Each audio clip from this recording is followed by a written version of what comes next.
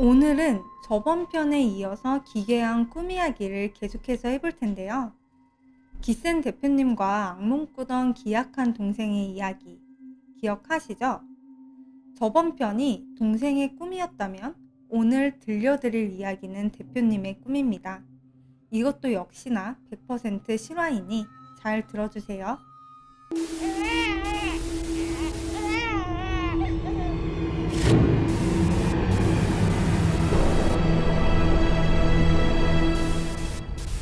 그렇게 동생을 위해 호기롭게 악몽을 샀던 그날부터 대표님도 꿈을 꾸기 시작했습니다.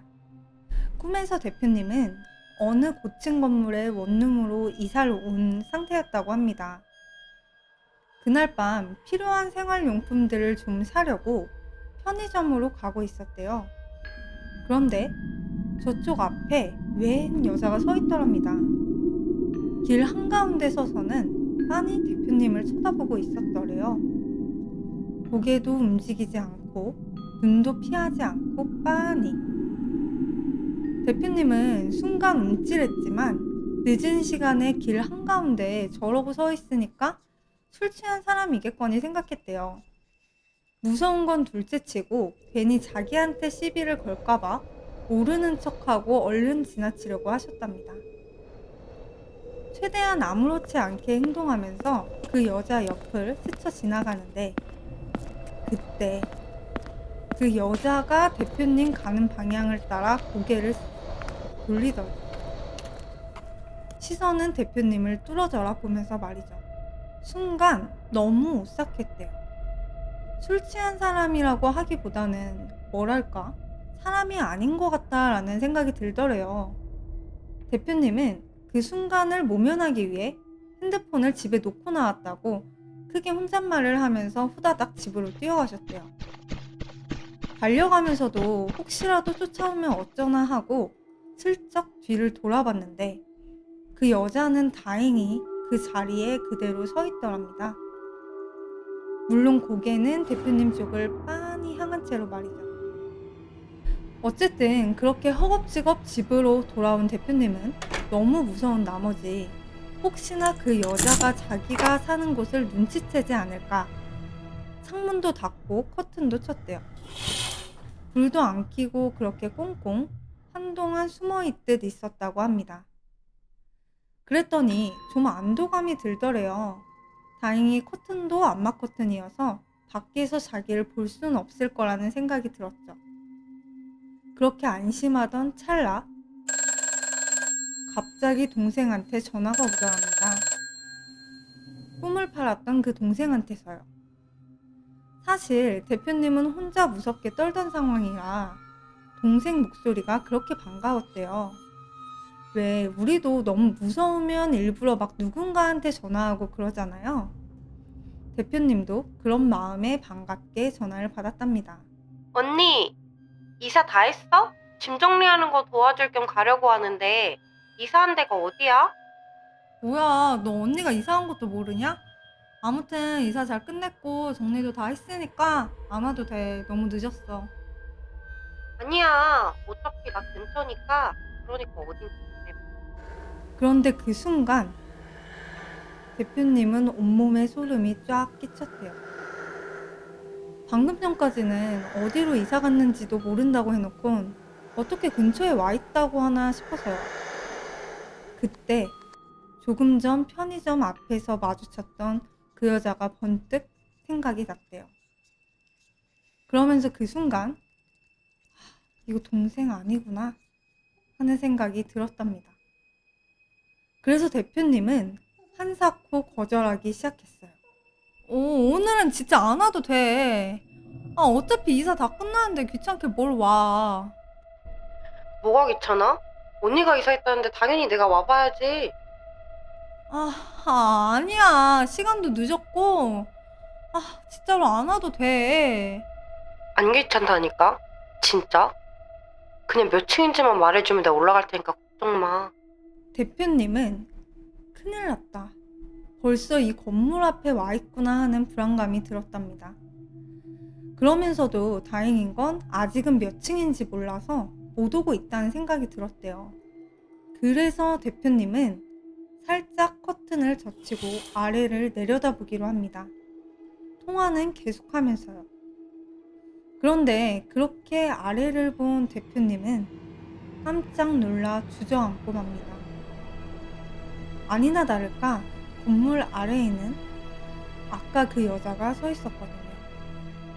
마치 누군가를 찾듯이 두리번 거리면서요. 여기서 더 소름 끼쳤던 건 아래에 있던 그 여자도 통화 중이었는데, 언니, 나 아래에 있다니까? 몇 층이냐고! 하는 동생의 목소리가 들렸던 거죠. 핸드폰 너머와 창밖에서 동시에 말이죠. 대표님은 너무 소름 끼치고 무서웠지만 왠지 이 기싸움에서 지면 안 된다는 생각이 들었대요. 그래서 필사적으로 안 와도 된다고 우겼답니다. 그렇게 얼마나 실랑이를 벌였을까. 결국 그 여자한테 안 간다는 대답을 듣고서야 꿈에서 깰 수 있었답니다. 깨자마자 든 생각은 다행히 집을 들키지 않았다. 끝까지 안 가르쳐줬다 였답니다. 그러니까 이제 괜찮을 거다 라고 말이죠. 사실은 그래서 이제 귀신들이 다시는 못 찾아올 줄 알았대요. 자기 있는 것도 못 알아냈고 대표님도 끝까지 안 알려줬으니까요. 그런데 바로 그 다음날 대표님은 자기의 생각이 틀렸음을 알게 됩니다. 또다시 꿈을 꾸었기 때문이죠. 자기가 한 건물의 비상계단에 서 있더랍니다. 친구 2명하고 같이요. 근데 이상한 건 꿈속에서 친구라고 하니까 친구인가 보다 한 거지, 지금 생각해보면 그 2사람이 누군지도 모르겠다 합니다. 얼굴을 떠올리려고 해도 어떻게 생겼는지 안 떠오르는 사람들이었대요. 어쨌든 그렇게 계단에 서 있는데 갑자기 친구들이 그러더랍니다. 야, 여기 지하에 귀신 있대. 완전 궁금하지 않냐? 진짜? 재밌겠다. 우리도 한번 내려가 보자.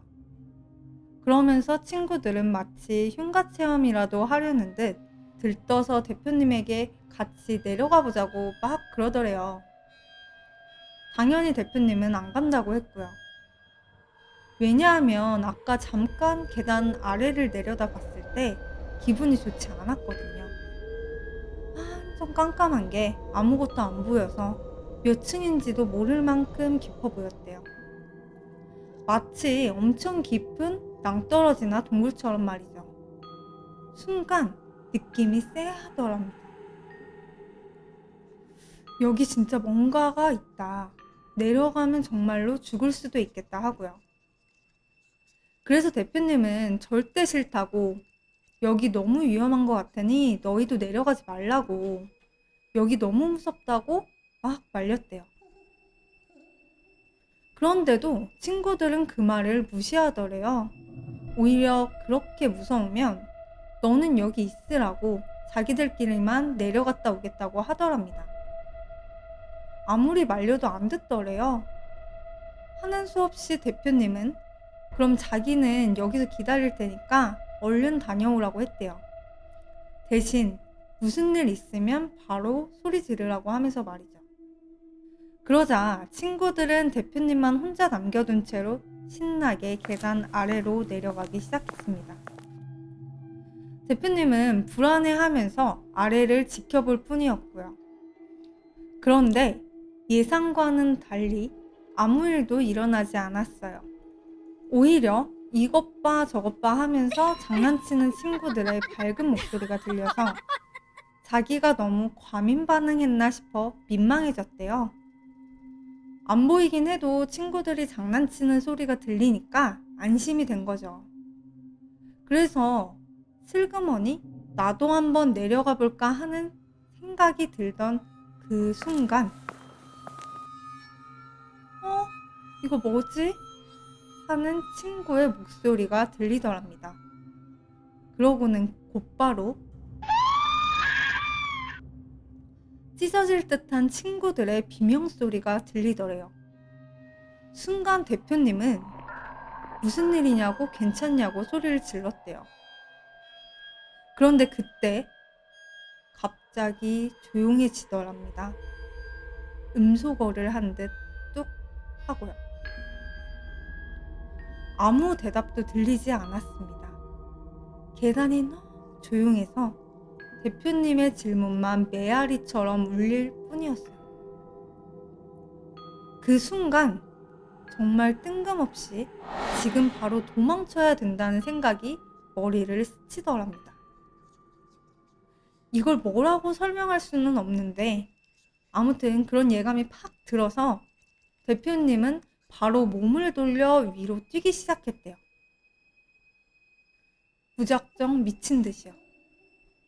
그리고 그와 동시에 뛰어 올라가는 대표님의 뒷머리자락이 펄럭하고 바람에 날리더랍니다. 뭐지? 하고 살짝 뒤를 돌아봤는데 깜깜한 그 아래 계단에서 올라온 손 하나가 대표님의 머리를 잡아채려고 허공을 막 휘젓고 있더래요. 1초라도 늦으면 잡혔을 정도로요. 그러더니만 갑자기 재빠른 소리를 내며 무언가가 아래로부터 뛰어 올라오는 게 느껴지더랍니다. 왜 이렇게 표현을 하냐면 사실 그게 뭔진 보지 못하셨거든요. 잠깐이라도 속도가 떨어지면 잡힐 거라는 공포감에 뒤도 못 돌아보고 뛰어가셨대요. 왜냐하면 올라가는 동안에도 계속 뒤통수에서 누군가가 잡으려고 애쓰는 기척이 느껴졌던 거죠. 대표님은 계속해서 위로 올라가고 귀신은 뒤에서 간발의 차이로 쫓아오고 있었던 겁니다. 그런데 문제는 점점 지치기 시작한 거예요. 이렇게 가다 지쳐서 속도가 조금이라도 늦춰지면 잡히겠죠. 대표님은 어쩌면 쫓아오는 귀신도 그걸 노리고 있다라는 생각이 들었답니다. 그러자 다 포기하고 싶어졌대요. 사실 동생만 아니었으면 모르겠다, 그냥 잡아가라 했을 수도 있었을 것 같은데 그렇게 나중에 말씀하셨죠.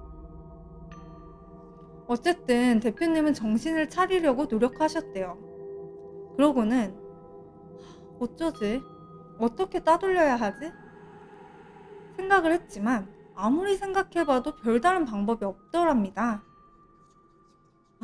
이젠 꼼짝없이 죽었구나 하고 절망에 있을 때 올라가던 계단 옆으로 작은 엘리베이터가 보이더랍니다.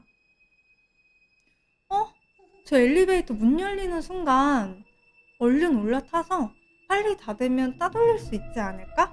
하는 생각이 들더래요. 그런데 문제는 타이밍이었어요. 엘리베이터를 타려고 지체하는 순간 잡힐 수도 있겠다 싶었거든요. 그래도 어떡해요. 해볼 수 있는 건 다 해봐야지.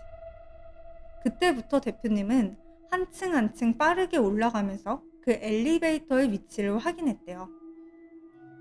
대표님이 계신 층에 엘리베이터가 도착하기를 바라면서요. 그런데 그런 우연이 쉽게 일어날 리가 없죠. 엘리베이터는 안 오지, 다리는 무겁지, 점점 숨은 차지. 이젠 도저히 못 가겠다 하고 포기하려던 그 순간 정말 기적같이 엘리베이터가 도착한 소리가 나더랍니다. 그래서 이판사판이다 하고 빠르게 엘리베이터 쪽으로 뛰었대요. 근데 사실 뛰면서도 도착 전에 문이 닫히면 어떡하지? 아래층이나 위층에서 나는 소리면 어떡하지? 하는 불안감이 드셨대요.